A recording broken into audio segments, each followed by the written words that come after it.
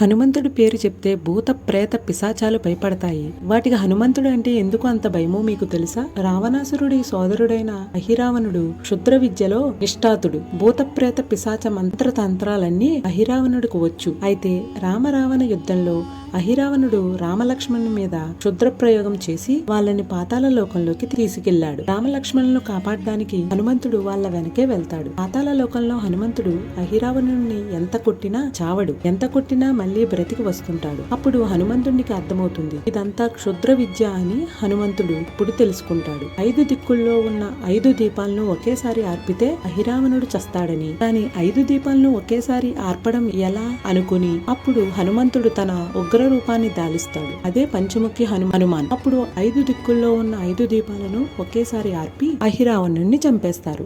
అక్కడ ఉన్న భూత ప్రేత పిశాచాలన్నీ హనుమంతుడి భీకర రూపాన్ని చూసి పారిపోతాయి. అప్పటి నుండి ఇప్పటి వరకు హనుమంతుడు అంటే భూత ప్రేత పిశాచాలకు భయం. మీకు ఈ వీడియో నచ్చినట్లయితే లైక్ చేయండి. ఇలాంటి వీడియోస్ కోసం మన ఛానల్ ని సబ్స్క్రైబ్ చేసుకోండి. కామెంట్ సెక్షన్ లో జై హనుమాన్ అని కామెంట్ చేయండి.